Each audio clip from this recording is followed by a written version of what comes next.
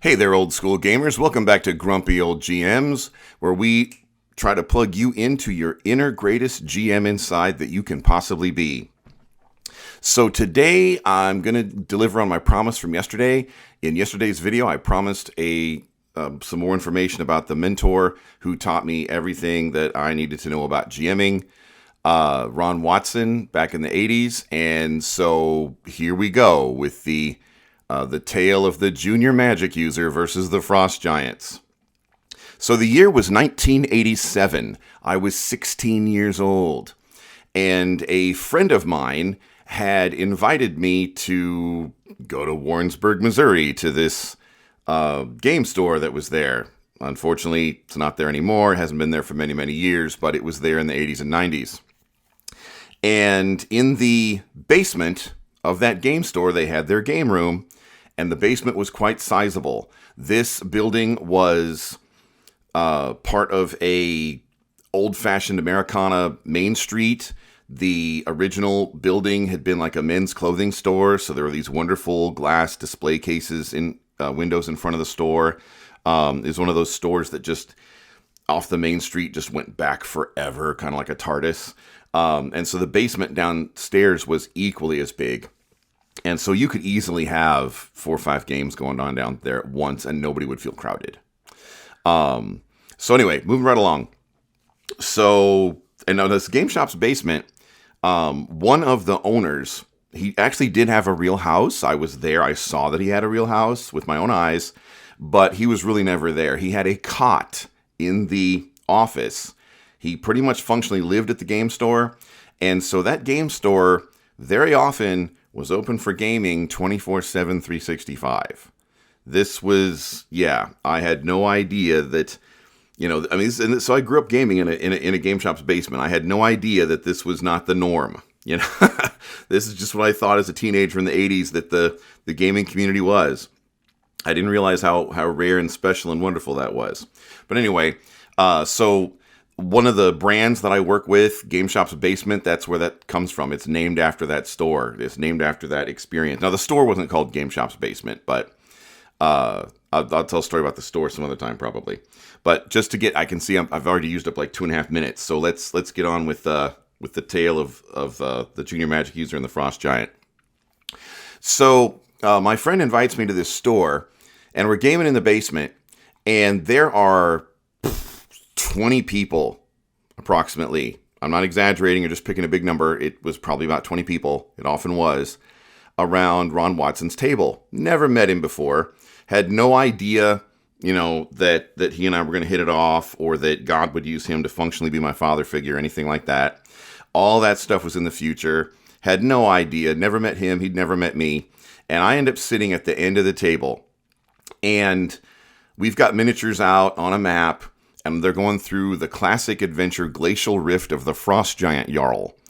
And in the Glacial Rift of the Frost Giant Jarl, it's like a cavernous dungeon experience, except that it's not in rock. It's not under the earth. It's in ice. It's in a glacier. The glacier's like a mile thick. And because it's a glacier, one of the environmental things that makes the environment challenging is if the party casts something like fireball or lightning bolt or something like that, all that intense heat suddenly generated will actually cause a cave-in or a melt-in or a meltdown or something, because literally tons of sludgy, freshly melted sludge will fall from the ceiling, crush and drown your party. And so the party had learned the hard way not to be throwing fireballs and lightning bolts, and these are mainstays for mid and high level parties. And so part of the challenge of that environment was that they just couldn't use some of the normal stuff that they would normally, use a lot. And, they had to think about using different strategies, different things. And so the party got into a big fight. And, Ron Watson kind of taught me, how to, you hear me preach all the time on this channel that D&D is not a video game. Monsters don't just sit in the room and wait for the party to come kill them. This is supposed to simulate a living, dynamic, breathing world. And so my friend Condor DM over on Condor DM channel, he and I have talked about modules sometimes and stuff. and he stays away from them completely. But what Ron Watson always taught me was that modules just don't go far enough. Modules have great ideas to start with, but it's up to the DM to bring that to its full potential. So the party had announced its presence. They'd done enough fireballs and lightning bolts, and they'd done enough big combats in the glacial caverns there in the ice that the whole complex knew that the party was there. There was no sneaking around at this point.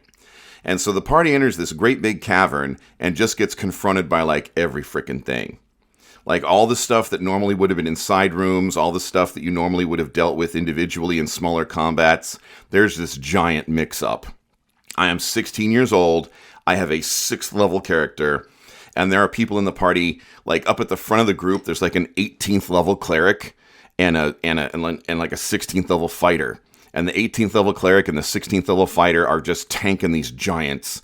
And the cleric is just tossing these spells that aren't fireball or lightning bolt, just stuff to try to crowd control the giants.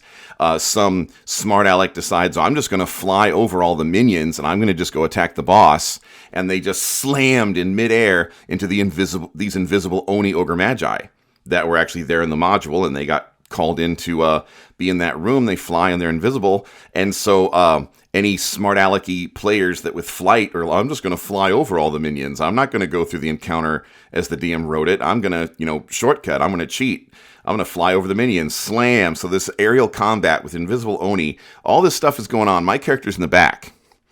And all what Ron Watson had the Frost Giants do was he had them break off a little group of themselves, go around in the tunnels and try to come up behind us.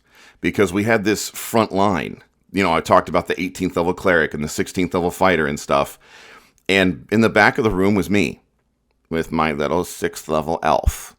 And I was 16 years old. I was totally floored by all these adults and military men and women playing D&D. All these people in their 20s and 30s. Like, I'd never played D&D with adults before. It had just always been me and kids, kind of like and other kids, kind of like the Stranger Things show. But here's adults taking it seriously, doing serious strategy and stuff for the first time in my life. However, there were 20 people around the table in real life, and it was loud and chaotic, and Ron Watson just quietly said that the Frost Giants were coming up behind us. Nobody heard except me. I was the only one that heard. And so it got to be my turn on my initiative. And I tried to get a few people's attention, but nobody knew me because it was my first time there and I was just a kid. I couldn't get it across to anybody that, hey, there's a bunch of Frost Giants coming up behind us because we don't have a front tanky line back there.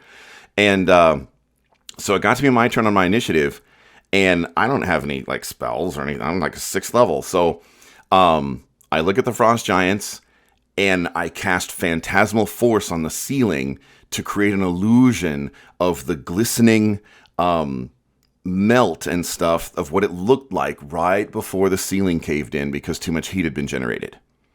Because the party had like done that, like in front of me. I knew what that looked like.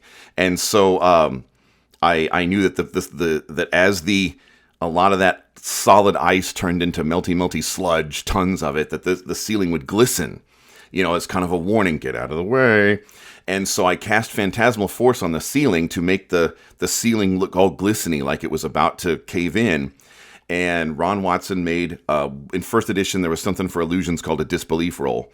So Ron Watson made this disbelief roll, and the Frost Giants believed my illusion. They believed that the ceiling was about to cave in on them. And they all backed up. And then at that point, Ron Watson actually stands up, and this table was long because there was 20 people around this table, and I was clear at the other end of the table. I was just this kid showing up for the first time. And he just yells down the table. He says, "Hey, you, junior magic user, 10,000 experience points bonus because you just saved everybody's ass." And everybody's like, huh, what? And he says, "Yeah, that kid back there is the only one who knew what was about to happen and did something to stop it with the puny little ability that he had. He just saved your butt with a 1st level spell." And so basically, I kind of got established. People knew my name after that in the store that night. But and Ron Watson, just because there were like 10 Frost Giants that were going to start tearing the party lineup from the back, where they didn't have any tanky people. Yeah, so that was the story of Maris, the junior magic user, against the Frost Giant. Anyway, I have run up over 10 minutes, so we will get back to some more regular content tomorrow. In the meantime, if you like our content, there is a Patreon link down below where you can get personal coaching from me and other grumpy old GMs. We're also now doing Patreon exclusive games to play test my world. And so stay tuned for that, or ask us on Discord for more information on that. The Discord link is down below. Our website is down below, and I will see you around the gaming table.